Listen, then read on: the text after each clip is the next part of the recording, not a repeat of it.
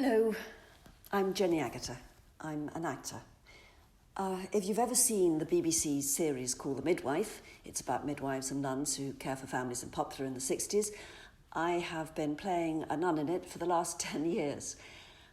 I've been an actor since I was a child. I was in a film called The Railway Children, which was very popular. It's always been a popular story. Edith Nesbit wrote the book in 1905 and it's been in print ever since.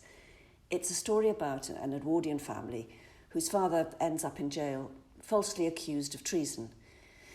Mother and the children go to live in the countryside. The story is told very much from the children's perspective. That film was made 50 years ago. I've done a lot since then, but one role I'm really pleased to have taken on is as an ambassador for the Liberty Choir. When I came with the choir to Wandsworth, I was able to talk with a couple of prisoners and sing along with everybody. I'm embarrassed singing, but I heard some wonderful voices and it was lovely sharing that time and having everybody sing together, everything from Mozart through Frank Sinatra's I Did It My Way and Beatles songs. I'm sorry that it's not possible to visit at the moment. I hope Liberty Radio keeps you connected and lets you know that you are not forgotten. It was suggested to me that I might read a passage from The Railway Children. Maybe some of you know the story. As children's stories should, it has a happy ending. It's not a spoiler to say so. And I will read a passage from the very end of the book. The character I played as a child was Roberta, known as Bobbie, the eldest of 3 children. Their mother teaches them at home. On this particular day, Bobbie can't concentrate. She asks if she can be excused lessons. "Yes, of course I'll let you off," said Mother, but Bobbie dropped her slate. It cracked just across the little green mark that is so useful for drawing patterns round. It was never the same slate again. Without waiting to pick it up, she bolted. Mother caught her in the hall, feeling blindly among the waterproofs and umbrellas for her garden hat. "What is it, my sweetheart?" said Mother. "You don't feel ill, do you?" "I don't know," Bobbie answered a little breathlessly. "But I want to be by myself and see if my head really is all silly and my inside all squirmy, twisty." "Hadn't you better lie down?" Mother said, stroking her hair back from her forehead. "I'll be more alive in the garden, I think," said Bobbie. But she could not stay in the garden. The hollyhocks and the asters and the late roses all seemed to be waiting for something to happen. It was one of those still, shiny autumn days when everything does seem to be waiting. Bobbie could not wait. "I'll go down to the station," she said, "and talk to Perks and ask about the signalman's little boy." So she went down. On the way, she passed the old lady from the post office, who gave her a kiss and a hug, but rather to Bobbie's surprise, no words except, "God bless you, love," and after a pause, "Run along, do." The draper's boy, who had sometimes been a little less than civil and a little more than contemptuous, now touched his cap and uttered the remarkable words, "Morning, miss, I'm sure." The blacksmith, coming along with an open newspaper in his hand, was even more strange in his manner. He grinned broadly, though, as a rule, he was a man not given to smiles, and waved the newspaper long before he came up to her. And as he passed her, he said, in answer to her good morning, "Good morning to you, missy, and many of them. I wish you joy, that I do." "Oh," said Bobbie to herself, and her heart quickened its beat. "Something is going to happen. I know it is. Everyone is so odd, like people are in dreams." The station master wrung her hand warmly. In fact, he worked it up and down like a pump handle. But he gave her no reason for this unusually enthusiastic greeting. He only said, "The 11:54 was a bit late, miss.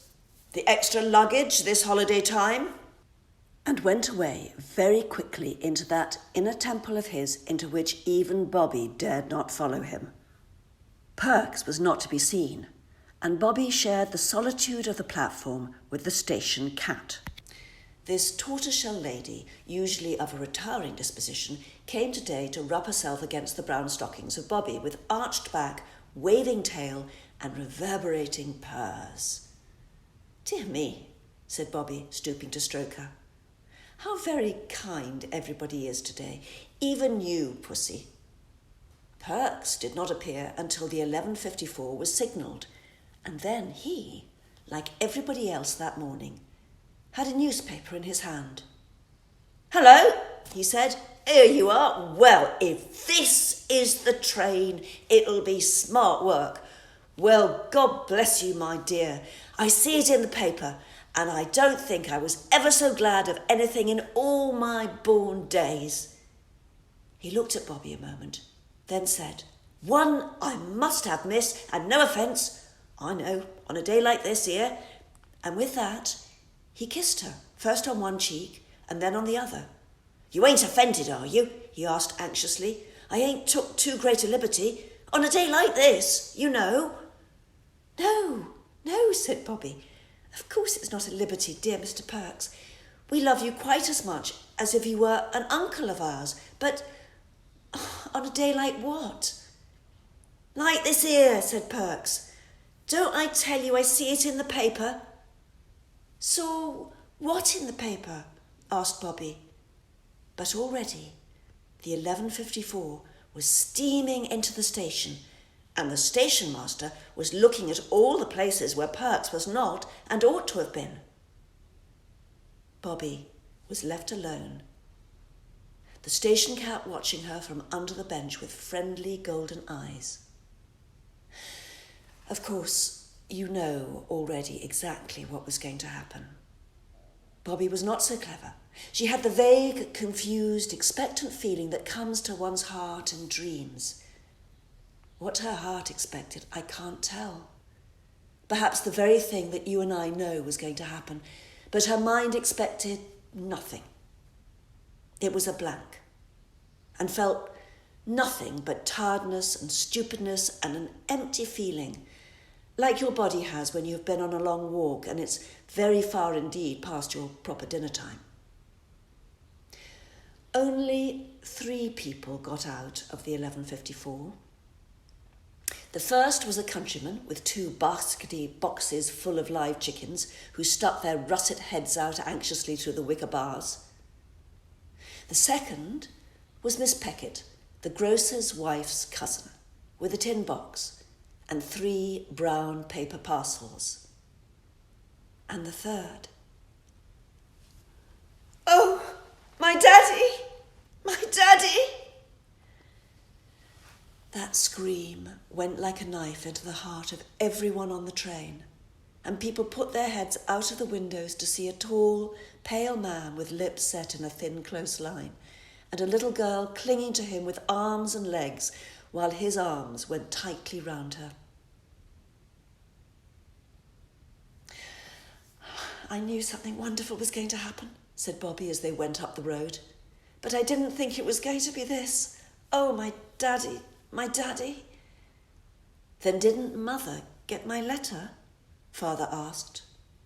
"There weren't any letters this morning." "Oh, Daddy, is it really you? It is, isn't it?" The clasp of a hand she had not forgotten assured her that it was.